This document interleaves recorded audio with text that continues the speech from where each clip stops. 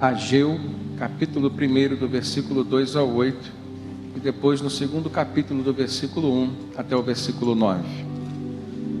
Assim diz o Senhor dos Exércitos: este povo afirma: ainda não chegou o tempo de reconstruir a casa do Senhor. Por isso, a palavra do Senhor veio novamente por meio do profeta Ageu. Acaso é tempo de vocês morarem em casas de fino acabamento, enquanto a minha casa continua destruída? Agora, assim diz o Senhor dos Exércitos: vejam aonde os seus caminhos os levaram. Vocês têm plantado muito e colhido pouco. Vocês comem, mas não se fartam. Bebem, mas não se satisfazem. Vestem-se, mas não se aquecem. Aquele que recebe salário, recebe-o para colocá-lo numa bolsa furada. Assim diz o Senhor dos Exércitos: vejam aonde os seus caminhos os levaram.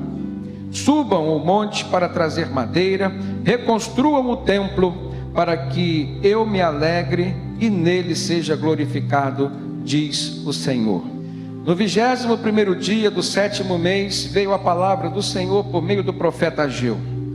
Pergunte o seguinte ao governador de Judá, Zorobabel, filho de Sealtiel, e ao sumo sacerdote Josué, filho de Josadaque, e ao restante do povo: quem de vocês viu este templo em seu primeiro esplendor? Comparado a ele, não é como nada o que vocês veem agora. Coragem, Zorobabel, declara o Senhor. Coragem, sumo sacerdote Josué, filho de Josadaque. Coragem ao trabalho, ao povo da terra, declara o Senhor, porque eu estou com vocês, declara o Senhor dos Exércitos. Esta é a aliança que fiz com vocês quando vocês saíram do Egito. O meu espírito está entre vocês, não tenham medo. Assim diz o Senhor dos Exércitos: dentro de pouco tempo farei tremer o céu, a terra, o mar e o continente. Farei tremer todas as nações, as quais trarão para cá os seus tesouros, e encherei este templo de glória, diz o Senhor dos Exércitos. Tanto a prata quanto o ouro me pertencem, declara o Senhor dos Exércitos. A glória deste novo templo será maior do que a do antigo, diz o Senhor dos Exércitos, e neste lugar estabelecerei a paz, declara também o Senhor dos Exércitos. Irmãos, o contexto histórico e social, também econômico, no qual esta mensagem que o profeta Ageu fala da parte de Deus para o seu povo, vem justamente depois daquele período em que Nabucodonosor havia levado parte do povo de Deus para a Babilônia. Praticamente Jerusalém tinha ido completo para lá. Foi um período de muita separação, mas Deus, como havia profetizado através de Jeremias, ao se cumprirem 70 anos, esse tempo haveria de acabar. Então veio Ciro, o rei da Pérsia, e começou a mudar a política de domínio sobre os povos que aquele grande império havia dominado. Nabucodonosor da Babilônia tinha uma política de desfazer toda a camada da sociedade que exercia uma liderança. Ele levava as famílias dos nobres, ele separava alguns deles e levava os cativos até a Babilônia. Mas a política que o Império Medo-Persa implantou foi uma política diferente. Então começou a haver uma deportação, uma repatriação, principalmente por parte do povo de Deus. E as famílias começaram a voltar desde o tempo de Esdras, desde o tempo de Neemias, mas agora numa segunda leva, já no segundo império, após Ciro, já estava imperando Dario. E Dario então traz consigo uma marca de ser aquele rei, aquele imperador que permitiu a reconstrução do templo de Jerusalém. No tempo de Neemias houve a permissão para a reconstrução dos muros. Então a gente vê um fator crescente na vida daquele povo. A reconstrução social, a reconstrução econômica, a reconstrução política e agora a reconstrução religiosa, a reconstrução espiritual. Houve uma inversão de valores, mas isso por causa da fraqueza humana. E o povo, por conta disso, não estava experimentando a plenitude daquilo que Deus tinha prometido que haveria de fazer. Então nós vemos um período em que Deus levantou o profeta Ageu para falar aquilo que estava em seu coração. Primeiramente, mostrar a sua reprovação com relação aos pensamentos e à atitude de seu povo. A forma invertida como eles trataram suas necessidades, suas prioridades. E também falar sobre uma reivindicação que havia no coração de Deus, pois se Ele era o Deus que estava agora abrindo as portas para uma reestruturação na vida do seu povo, abrindo as portas para um período de perdão, de reconciliação, e isso foi o que marcou, o fim do exílio na Babilônia. Então por que o seu povo não estava o procurando, não estava valorizando, não estava se aplicando aquilo que era propósito de Deus, aquilo que era concernente à maneira como Deus havia estipulado para se relacionar com o seu povo? Por exemplo, a reconstrução do templo. Então no capítulo 1, no versículo 2, o profeta se levanta e diz: assim diz o Senhor dos Exércitos, este povo afirma, ainda não chegou o tempo de reconstruir a casa do Senhor, se referindo ao templo. Por isso a palavra do Senhor veio novamente por meio do profeta Ageu. E aí ele repreende, ele diz: acaso é tempo de vocês morarem em casas de fino acabamento, enquanto a minha casa, o meu templo, continua destruído? E quando a gente aplica isso na nossa vida hoje, a gente precisa fazer uma mudança de paradigma. Se no Antigo Testamento o templo físico era o local da habitação de Deus, e isso começou desde o tabernáculo, que era um templo que acompanhava o povo lá no deserto em direção à terra prometida, no tempo de Moisés. Depois então no tempo de Davi ele recebe um projeto da parte de Deus para a construção de um templo fixo em Jerusalém, considerada a cidade santa, e aí o seu filho Salomão é quem recebe a bênção, a graça de poder construí-lo. Ali Deus habitava, e assim Deus foi se manifestando em meio ao seu povo. Mas essa profecia de Ageu, ela aponta para um segundo templo, uma última casa, uma casa a qual não seria mais feita por mãos humanas, mas sim uma dádiva do próprio Deus. Ela aponta para a vinda de Jesus. E uma vez Jesus vindo, ele passou a representar a própria habitação de Deus entre os homens. A palavra tabernáculo significa habitação. E quando Deus estabeleceu o tabernáculo para Moisés construir e levar juntamente com o seu povo durante a peregrinação, ali Deus estava dizendo: eu quero habitar no meio do meu povo, eu quero caminhar junto com o meu povo, eu quero estar presente no dia a dia da vida do meu povo. E quando o apóstolo João escreve sobre a vinda de Jesus, ele fala que o Verbo se fez carne e tabernaculou entre os homens, mostrando o desejo de Deus que a partir da vinda do seu Filho Jesus, ele pudesse em carne, em pessoa, estar presente em meio ao seu povo. Havia alguns propósitos de Deus a serem cumpridos a partir da vinda do seu Filho. O primeiro deles era realmente trazer salvação, levar sobre si, através do perdão, do seu próprio sacrifício, os pecados da humanidade. Então havia ali um princípio propiciatório na pessoa de Jesus, mas, sobretudo, havia também o desejo de Deus de fazer com que o seu Filho, a máxima revelação dele, pudesse estar corrigindo aquilo que durante o tempo os seres humanos fizeram, deturpando a lei do Senhor. No livro do profeta Isaías, cerca de 700 anos antes de Jesus vir, Deus já estava reclamando, por exemplo, acerca da adoração oferecida pelo seu povo, porque não era uma adoração verdadeira, não era uma adoração sincera. Tanto que o que Jesus mais fez enquanto esteve conosco aqui, além de curar, de ensinar, foi confrontar os mestres da lei, os fariseus, os sacerdotes, os escribas, e mostrar para ele: olha, durante todo esse tempo, o que vocês fizeram foi corromper todo o projeto do Pai, para que vocês pudessem adorá-lo. Então, em Cristo Jesus, nós vemos a construção deste último templo feito pelas mãos do Pai.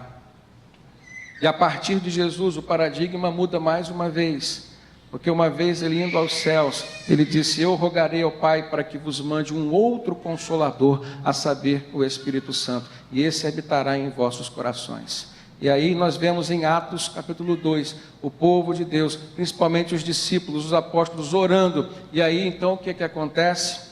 Deus derrama no dia de Pentecostes o seu Espírito Santo, e ele vem de forma definitiva habitar os corações daquele que por meio e exclusivamente por meio de Cristo Jesus o receberam. Quando Deus levantou Ageu e reprovou os pensamentos e as atitudes do seu povo, quando Deus usou o profeta Ageu para reivindicar prioridade essa que não estava sendo praticada, e quando o povo de Deus não dá a ele, não tributa a ele a prioridade, irmãos, o que nós estamos mostrando para Deus é que ele não tem o valor que ele deveria ter nas nossas vidas. Nós vemos o próprio Jesus revelando essa reivindicação de Deus. Se você abrir sua Bíblia no Evangelho de Lucas, capítulo 14, verso 26, Jesus diz assim: se alguém deseja seguir-me e ama a seu pai, sua mãe, sua esposa, seus filhos, seus irmãos e irmãs, e até mesmo a sua própria vida mais do que a mim, então esse não pode ser o meu discípulo. Em Mateus capítulo 6, versículo 33, Jesus diz: buscai primeiro o reino de Deus e a sua justiça, e as demais coisas vos serão acrescentadas. E a gente vê o apóstolo Paulo, por exemplo, na segunda carta aos Coríntios, no capítulo 9, doutrinando essa questão de devotarmos prioridade a Deus, de investirmos naquilo que é de Deus. E o contexto religioso do livro do profeta Ageu é um contexto em que o povo não estava nem aí para as coisas de Deus. Eu paro um momento para perguntar: como que você tem levado em consideração aquilo que é a obra de Deus na sua vida? Aquilo que, por exemplo, é uma missão que Deus tem te dado? Você tem considerado a presença de Deus, por exemplo, no seu ambiente de trabalho? Basta você pensar quantas horas você leva no seu ambiente de trabalho para você medir a importância que esse ambiente tem na sua vida.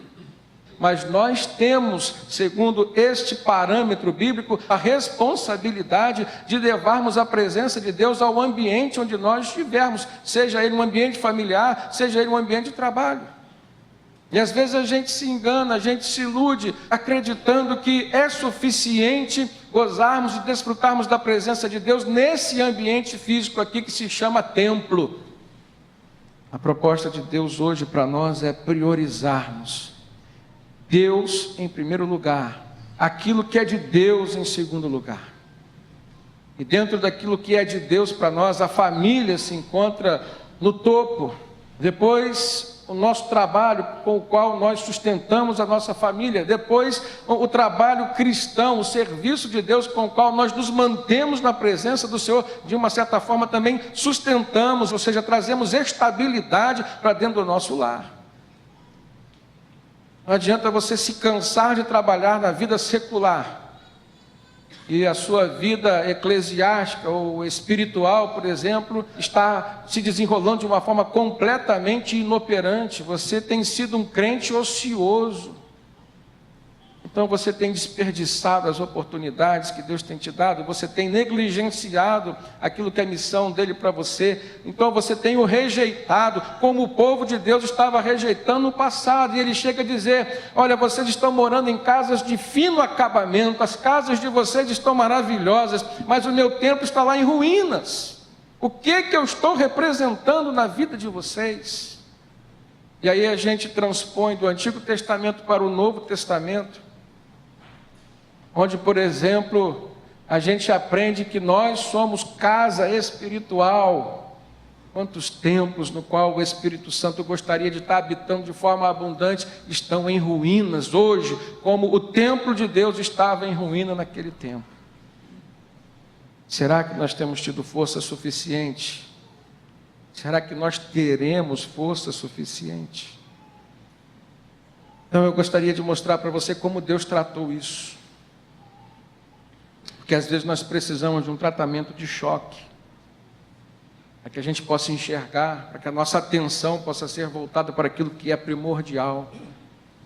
Olha no texto, capítulo 1 de Ageu, versículos 5 e 6. Deus alertou o seu povo com relação às consequências da falta de prioridade naquilo que é espiritual, naquilo que comunica a Deus a sua vida. Versículo 5, ele diz: agora sim, diz o Senhor dos Exércitos, vejam aonde os seus caminhos os levaram. Em outras palavras, vejam o que as suas escolhas e as suas decisões, o que os seus valores, aquilo que era a prioridade da vida de vocês, levou vocês. A que ponto? Diga-se de passagem, o povo, embora estivesse morando em casas de fino acabamento, comparado ao estado físico do templo, ainda estava com a sua economia completamente destruída. E não há nada que mexa mais no coração de um homem materialista do que a ausência do poder financeiro, do que a ausência de dinheiro no seu bolso. Então Deus permitiu que a falta de dinheiro, que a escassez financeira ainda continuasse ali. Ele diz assim: vocês têm plantado muito, olha no versículo 6, mas têm colhido pouco. Vocês comem, mas não se fartam. Vocês bebem, mas não se satisfazem. Vocês se vestem, mas não se aquecem. Aquele que recebe salário, recebe-o para colocá-lo numa bolsa furada. Parece tão contemporâneo, não é, irmãos? Por quê? Porque os mesmos métodos que Deus usou no passado, Ele está disposto a usar ainda hoje. E quando se trata de pessoas que não estão dando o determinado valor a Deus, nem as coisas de Deus, ou seja, nós estamos falando de gente que já conhecia Deus, de gente que tinha muito conhecimento da lei, a gente que não estava vivendo em conformidade com a vontade de Deus, aquilo que a lei deveria expressar. Assim como hoje, no meio do povo de Deus, que é a igreja do Senhor Jesus, nós encontramos gente ainda experimentando esse tipo de didática pesada de Deus, mas a forma que Ele encontrou de tocar nas nossas mentes e nos nossos corações. Deus vai usar o recurso didático que for necessário para ensinar aqueles que principalmente já pertencem a Ele. E se naquele tempo o povo de Israel pertencia a Deus, hoje quem pertence a Deus é a igreja do Senhor Jesus. Somos eu, você, somos nós. Precisamos repensar sobre o tempo que nós estamos vivendo, sobre muitas vezes a crise que nos abala, sobre o problema que nos afeta. Não quer dizer que toda crise, que todo problema que nos afeta é uma ferramenta didática de Deus para nós. Mas às vezes a gente consegue ver nitidamente que o que está acontecendo conosco tem um cunho espiritual, tem a mão de Deus ali. Se não for agindo, pelo menos está permitindo para o nosso próprio tratamento, para a nossa própria cura. Porque o coração humano, que é extremamente materialista, ele precisa ser curado. Então Deus alertou o seu povo com relação às consequências dessa falta de prioridade naquilo que é espiritual. Mas em terceiro lugar, eu percebo aqui que há uma outra verdade expressa na história. Porque é por meio da história que a gente vê como Deus se relaciona com as pessoas, como as pessoas se relacionam com Deus. Continue comigo no versículo 7, no versículo 8, a gente vai ver que Deus, sempre que Ele levanta uma situação que está errada, Ele mostra junto a maneira de consertar, de reparar aquilo que Ele está vendo de errado. Deus é um Deus que não só levanta a sujeira, que não somente faz com que a poeira se levante, Ele é um Deus que mostra a maneira com a qual nós podemos nos corrigir. Então no versículo 7 ele diz: assim diz o Senhor dos Exércitos, vejam aonde os seus caminhos os levaram. Então subam ao monte para trazer madeira, construam o templo para que eu me alegre e nele seja glorificado, diz o Senhor. E aí você vai fazer uma pergunta: mas pastor, eu ainda tenho que construir templos, eu tenho que ir nas missões para construir templos lá no Nordeste, como vocês têm feito? Irmãos, não é nesse sentido. Eu já mostrei que o paradigma do Novo Testamento, no qual nós nos inserimos, quando Deus nos convoca a construirmos ou reconstruirmos, ou mais, a investirmos no nosso templo espiritual, Ele está se referindo à nossa vida, naquilo que diz respeito à nossa adoração, ao nosso relacionamento com Ele. A palavra de Deus diz: vós também, como pedras vivas, sois edificados, casa espiritual, a fim de oferecerdes a Deus um sacrifício vivo, exercendo um sacerdócio santo.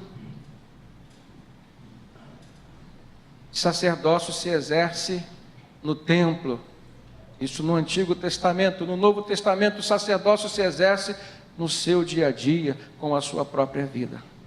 E às vezes a gente quer viver uma vida durante a semana completamente distante e estanque daquilo que é espiritual, e no fim de semana a gente quer vestir uma roupa e vir para o culto, achando: agora eu vou exercer o meu papel de sacerdote.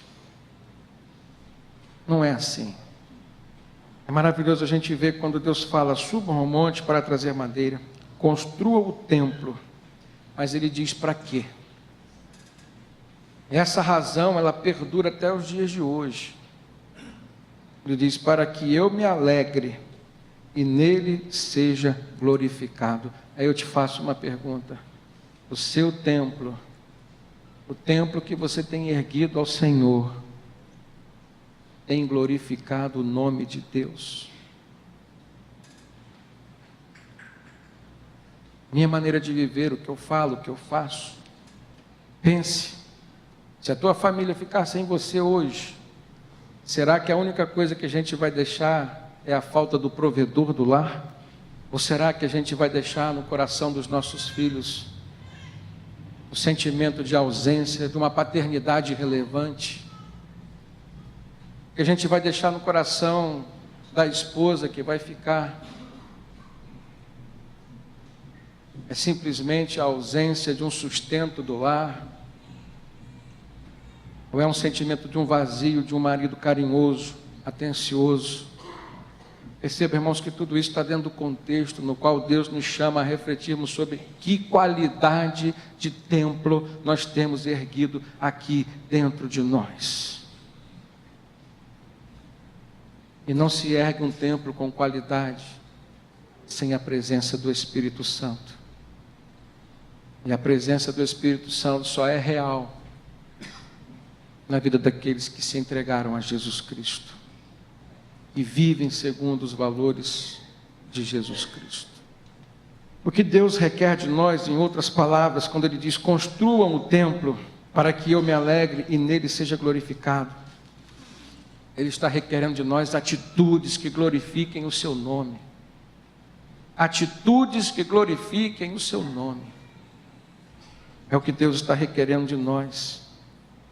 Na primeira carta do apóstolo Pedro, capítulo 4, versículo 11, ele diz assim: se alguém fala, fale de acordo com os oráculos de Deus. Se alguém serve, faça-o na força que Deus supre, para que em todas as coisas seja Deus glorificado por meio de Jesus Cristo, a quem pertence a glória, o domínio pelos séculos dos séculos. Amém. E quando nesse texto nós vemos Deus reivindicando a glória, ou seja, para que a minha glória se manifeste em você, não é uma atitude egoísta de Deus, ou seja, apesar de Deus ser o centro da nossa vida, irmãos, as bênçãos de Deus vão permear a nossa vida. Quando a gente escolhe servir ao Senhor, quando a gente escolhe glorificar a Deus com a nossa vida, a glória dele sobre nós, irmãos, transforma o nosso ser. Na Bíblia, o conceito de glória, ele surge no Antigo Testamento. A palavra glória no hebraico é a Shekinah. E a Shekinah de Deus, ou seja, a manifestação da glória de Deus, ela se dava na vida das pessoas, se dava no ambiente onde as pessoas estavam. A gente vê em Êxodo 40, 34, a Shekinah de Deus enchendo o tabernáculo de Moisés. Depois, no texto de 2 Crônicas 5,13, a gente vê que no momento em que Salomão ergueu o templo e iria inaugurá-lo, a Shekinah de Deus encheu o templo. A gente vê em Mateus 17,5 que a Shekinah do Senhor esteve presente no Monte da Transfiguração. E o que a glória de Deus comunicava naquele momento ali aos discípulos era que Jesus era superior a Moisés e a Elias, porque naquela visão eles adoravam o Senhor Jesus. Então aquilo que era prioridade no Antigo Testamento, aquilo que era referência religiosa no Antigo Testamento, ou seja, Moisés, o líder, o exemplo de sacerdote, Elias, o exemplo de profeta, aquilo que era a maior referência para o povo de Deus estava se curvando a Jesus. A glória de Deus se manifesta entre nós, revelando aquilo que é ensinamento do Senhor. Por isso que quando a nossa vida ela é vivida de forma a glorificar o nome de Deus, ela tende a ser cada vez mais uma vida melhor, mais abundante. A Shekinah de Deus desceu sobre a casa onde os apóstolos estavam orando, lá em Jerusalém, antes do dia de Pentecostes, e no dia de Pentecostes viu-se a presença do Senhor ali, o Espírito Santo desceu, a Shekinah de Deus encheu aquela casa. Em Apocalipse 15, a gente vê que no final dos tempos a Shekinah de Deus encherá o santuário do tabernáculo celestial. Mas eu quero dizer hoje em nome de Jesus que a Shekinah de Deus, ela está pronta para ser derramada sobre a tua vida hoje. 2 Coríntios 6,16, o apóstolo Paulo diz: porque nós somos o santuário do Deus vivente. Como ele próprio disse, Paulo cita Deus: habitarei e andarei entre eles, serei o seu Deus e eles serão o meu povo. Uma das coisas que eu aprendo, irmãos, que nós enquanto seres humanos, todos nós fomos criados para a glória de Deus, mas nem todos têm vivido glorificando o Senhor. Lá em Efésios, capítulo 1, versículo 4, e aqui tem uma riqueza doutrinária e teológica muito grande. Paulo ensina assim: porque Deus nos escolheu nele, falando de Jesus, antes da criação do mundo, para sermos santos e irrepreensíveis em sua presença. E em amor nos predestinou para sermos adotados como filhos por meio de Jesus Cristo, conforme o bom propósito da sua vontade. E aí ele diz: para o louvor da sua gloriosa graça, o qual nos deu gratuitamente no amado. E no versículo 12 de Efésios 1 ele diz: a fim de que nós, os que primeiro esperamos em Cristo, sejamos para o louvor da sua glória. Figurando o cenário do relacionamento entre ele e os seus filhos, aqueles que em Cristo Jesus se tornaram filhos de Deus. Agora, como que é viver segundo a glória do Senhor, irmãos? Eu vejo que viver a vida acompanhado da glória de Deus, com certeza é o melhor projeto que alguém pode ter, é a melhor forma que alguém pode viver. A glória de Deus, ela pode se manifestar em todas as áreas da nossa vida. E quando Deus manifesta a sua glória, essa glória de Deus, a Shekinah de Deus, produz um sentimento de bem-estar. A pessoa se sente bem resolvida consigo mesma, bem resolvida com Deus, bem resolvida com as pessoas. E somente a glória de Deus na vida de alguém pode trazer esse poder. Eu aprendo também, neste texto de Ageu, que a glória de Deus, quando se manifesta na vida de alguém, ela é um sinal da aprovação de Deus sobre a maneira como ele está vivendo. Se Deus estava reprovando o comportamento, as atitudes, os pensamentos do seu povo naquele tempo, as prioridades que eles tinham estabelecido para si, Deus está dizendo, olha, não é justo que eu fique esquecido diante de tantas coisas que eu tenho feito, que eu já fiz por vocês. Então a glória de Deus também não estava se manifestando ali, e o povo de Deus estava passando por aquela crise que nós já lemos aqui. Mas ele disse, olha, se vocês reerguerem o templo, eu me alegrarei, e a minha glória se manifestará entre vocês. Será que é isso que está faltando na vida da igreja do Senhor Jesus hoje? Perceba, irmãos, que a gente pode se reunir enquanto igreja, e a glória do Senhor pode não se manifestar entre nós. Perceba que você pode fazer um culto doméstico na sua casa, e a glória de Deus pode não se manifestar dentro da sua casa. Perceba que você pode orar dizendo, Senhor, eu entrego a minha vida a Ti. Senhor, faça um milagre em mim. Senhor, eu vou fazer uma viagem. Senhor, há tantas coisas, irmãos, que requerem a presença de Deus para nos trazer segurança. Mas será que a glória de Deus, ela vai se manifestar? Eu aprendo aqui que o que condiciona a manifestação da glória de Deus é o fato de estarmos vivendo em conformidade com a sua vontade. Estamos vivendo de maneira aprovada por Ele. E quando Deus nos reprova, Ele retira a sua glória de sobre nossas vidas. Nós passamos a ser simplesmente seres humanos que somos, tão somente o ser humano que você é. Sansão, sem a glória de Deus na vida dele, irmãos, se tornou um perdedor, um fracassado. A glória de Deus nos faz falta.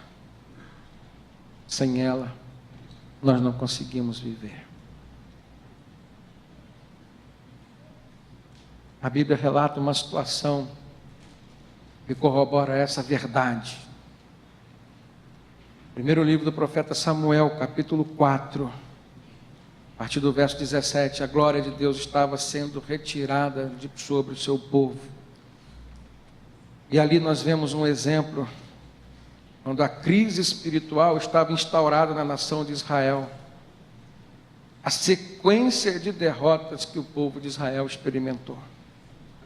1 Samuel 4, a partir do versículo 17, a gente vê o exército de Deus perdendo a guerra. A gente vê os inimigos de Deus sequestrando a arca da aliança, que representava a presença de Deus entre o povo. Eles levavam a arca da aliança, aquele objeto, como sendo um símbolo da presença de Deus. E quando eles estavam vivendo de forma aprovada pelo Senhor, ou seja, quando a sua vida espiritual estava aquecida pelo Espírito Santo, então ali de fato a presença da glória de Deus, ela se conjugava com a presença da arca. Mas quando Deus não estava presente, quando a sua glória não manifestava, a arca simplesmente era um objeto de amuleto. Os inimigos sequestraram a arca da aliança. A notícia chega até a tenda do sacerdote Eli. Ao receber a notícia que os seus filhos tinham morrido na guerra, e pior, a arca da aliança tinha sido sequestrada, o sacerdote caiu da cadeira onde estava, já idoso como era, quebrou o pescoço, morreu. Uma de suas noras, que estava grávida, irmãos, ao saber da notícia, entrou em trabalho de parto, teve um menino, e a única coisa que ela teve tempo foi de colocar o seu nome de Icabode, que em hebraico significa foi-se a glória de Deus. Se Shekinah significa a inserção da glória de Deus, Icabod significa a retirada da glória de Deus. Deus sempre está disposto a intervir nas nossas vidas, a manifestar a sua glória Shekinah, a nos mostrar aquilo que está errado, como Ele fez através do profeta Ageu, a reivindicar prioridade. Mas nós precisamos corresponder a esse chamado de Deus. Quantas e quantas vezes nós temos negligenciado, irmãos? Quantas e quantas vezes nós temos desperdiçado as oportunidades que Deus nos tem dado? Que a gente possa refletir nessa perspectiva, reposicionar. Pense naquela palavra que Deus deu, a que lugar os vossos caminhos levaram as vossas vidas. Ou seja, ao ponto em que vocês podem chegar, e vai determinar isso são as vossas escolhas. Mas o que tem norteado as vossas escolhas, que a gente possa assumir de uma forma mais profunda um compromisso com Deus, de dar a Ele prioridade nas nossas vidas. Que não aconteça conosco o que aconteceu com os judeus no tempo de Jesus. Jesus veio para os que eram seus, os judeus, mas os seus não o receberam. Que a gente possa sair daqui hoje com a certeza de que recebemos Jesus em nosso coração, e que não só o recebemos, mas que nós o mantemos num lugar, num patamar, uma prioridade que Ele deve ter. Amém?